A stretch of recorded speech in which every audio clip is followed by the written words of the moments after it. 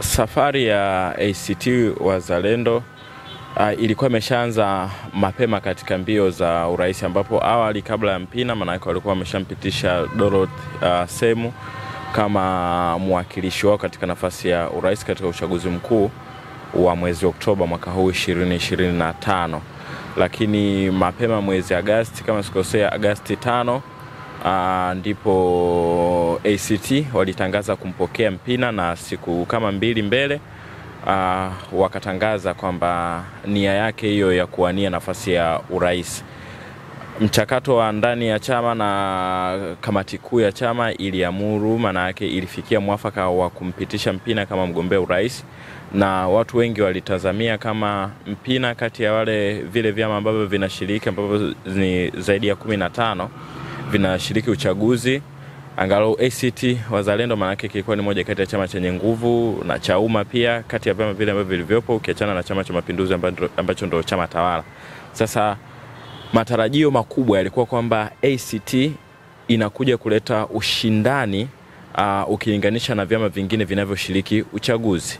Ikizingatiwa pia Chadema wenyewe walikuwa wameshaweka nia yao na msimamo wao wazi kwamba hawatashiriki uchaguzi endapo hakutakuwa kuna mabadiliko. Sasa yaliyokuja kutokea mwishoni, mapingamizi kwanza ya mwanzo kabisa ya mwanachama wao, kada wao Mona Lisa, ambaye alipinga uteuzi wa Mpina. Baadaye tuliona tume imezuia asirudishe fomu, lakini mahakama ikaja kuamuru tume ipokee fomu ya Mpina. Baadaye mapingamizi matatu ambayo yalikuwa yamewasilishwa tena dhidi yake, pingamizi moja likafanya kazi, ambalo lilikuwa ni la mwanasheria mkuu wa serikali, na hatimaye tamko la mwisho na rasmi likawa limethibitisha kwamba Mpina hatakuwa sehemu ya wagombea urais. Sasa athari kwa ACT Wazalendo, kwanza kama nilivyosema, kilikuwa ni chama ambacho kinatazamiwa kuleta ushindani, lakini pia Mpina ambaye alikuwa CCM alitazamiwa kuja kuleta ushindani angalau katika sehemu hasa zile kanda ya Ziwa ambapo alikuwa anakubalika zaidi. Lakini pia tuliona namna fulani hata wakati anaomba wadhamini, tuliona kwa upande wa kanda ya Ziwa kama alikuwa ana influence fulani. Sasa hii iliyotokea imeonyesha namna gani sasa hapa kuelekea katika uchaguzi ushindani utapungua kidogo. Wenye ushindani sasa manake ambacho chama kitakuwa angalau kina nguvu kupambana na CCM katika nafasi ya urais, labda Chauma ambacho viongozi wake wengi walikuwa ni secretariat ya Chadema katika uongozi ambao ulikuwa chini ya Mheshimiwa Freeman Aikaeli Mbowe. Kwa hiyo kwa ACT Wazalendo ni hasara kwao kutokusimamisha mgombea ama mgombea wao kukosa sifa, kwani huenda wasingeshinda moja kwa moja, lakini angalau katika chaguzi hizi 2-3 kadi zinavyoenda wakiwa wanasimamisha mgombea kila uchaguzi, itafika muda nao watapata nguvu huenda kadi siku zinavyoenda. Kwa hiyo ni athari kwao hasa kwenye kukijenga chama kwamba kiwe kina angalau mgombea urais katika chaguzi, licha ya kwamba hawatashinda labda ama nguvu yao inaweza kawa ndogo, lakini ndani ya vipindi 2-3 vya uchaguzi watashangaa influence inazidi kuwa kubwa, kama ambavyo huenda vyama vingine tumeona vikijenga katika mtindo huo. Naam. Luhaga Mpina safari yake inaweza kawa ngumu. Huenda pia karata yake haikuwa sahihi sana. Kuna wakati fulani nilikuwa ninazungumza na mtu kwamba njia sahihi ya Mpina labda angefanya vyema zaidi, angeenda chama kingine, lakini angegombea nafasi ile ya ubunge aliyokuwa nayo, ubunge wa jimbo la Kisesa.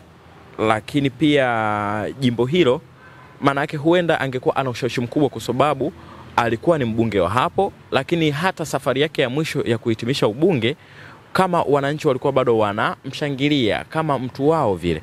Sasa njia rahisi kwake ambayo ingembakisha katika siasa hasa hizo za kujijenga zaidi, kwa sababu Mpina kwa kipindi cha miaka 5 kabla ya 2020 hakuwa Mpina huyu wa 2020 kwenda 2025.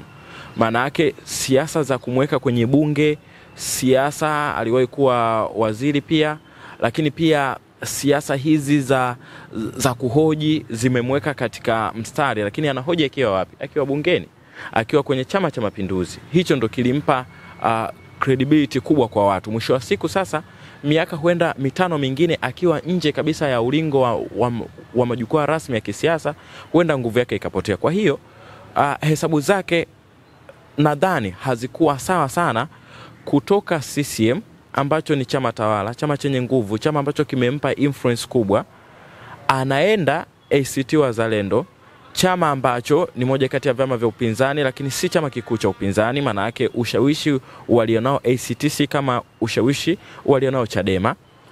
Anaenda moja kwa moja kugombea urais, ambapo nafasi ya urais maana yake unatakiwa kuwa mwanasiasa ambaye una ushawishi kitaifa, si ukanda, si kwa jimbo wala si kwa mkoa.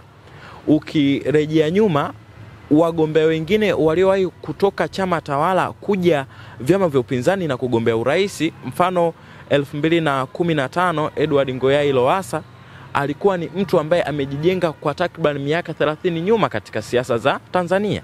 Maana yake yule mtu alikuwa anajulikana kabisa nchi nzima. Huyo mtu alikuwa ashashika nafasi kubwa katika bunge katika serikali ya waziri mkuu. Maana yake huyo mtu alikuwa ni mkubwa, anajulikana, ameshafanya makubwa. Sasa anapokuja nje ya Chama cha Mapinduzi anagombea urais, maana yake anajiona kabisa nina uwezo wa kujipambanua, nina uwezo wa kuzunguka nchi nzima na nikaomba kura.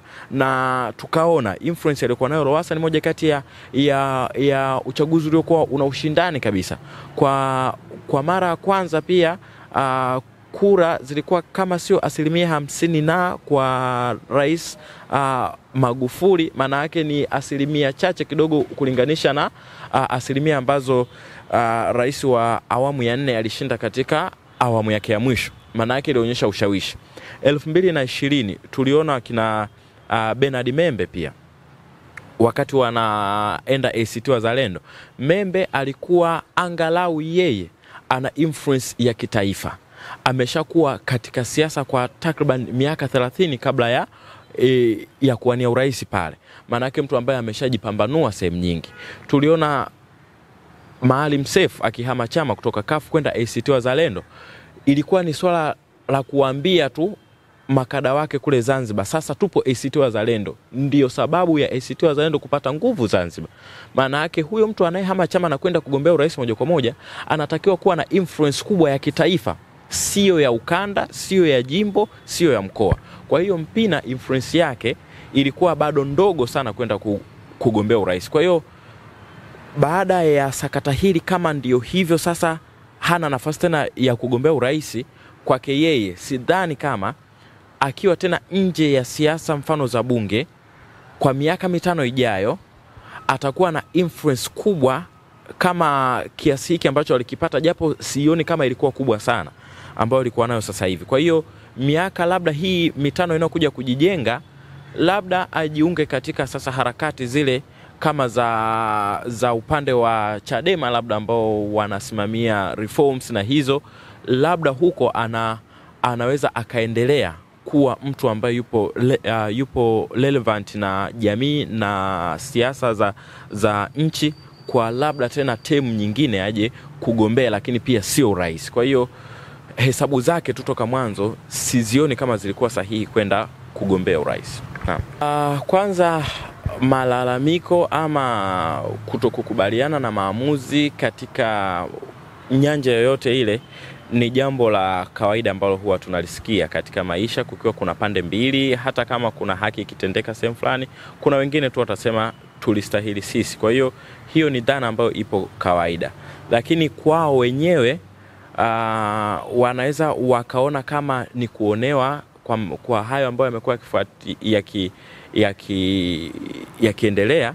Lakini msingi wa hayo, uzuri yalikuwa katika kanuni zao wenyewe, ambapo hata mapingamizi ya mwanzo yalitoka kwa kada wao mwenyewe ambaye alipinga uteuzi wa Mpina haujafuata kanuni za chama, kulingana na amejiunga ndani ya muda mfupi ameshapewa nafasi ya urais. Lakini pia ukiangalia ACT Wazalendo walikuwa tayari wameshampa dhamana mwanamama Semu aweze kukiwakilisha chama hicho katika nafasi ya urais. Kwa hiyo wao wenyewe kwanza ndani ya chama inaonekana walikuwa hawana makubaliano sahihi ya kuamua dira ya chama chao ni kipi, kwa sababu kama mnajua 2025 tupo katika uchaguzi, wakaanza ni mapema kabisa kujiandaa na mgombea urais, maana yake hamwezi mkafika dakika za jioni mje mbadilike ghafla, tunataka kwenda hivi, tunataka kwenda hivi. Kwa hiyo huenda uharaka wao na labda imani yao ya kuamini kwamba tukifanya ni mabadiliko haya yanaweza yakatupa nguvu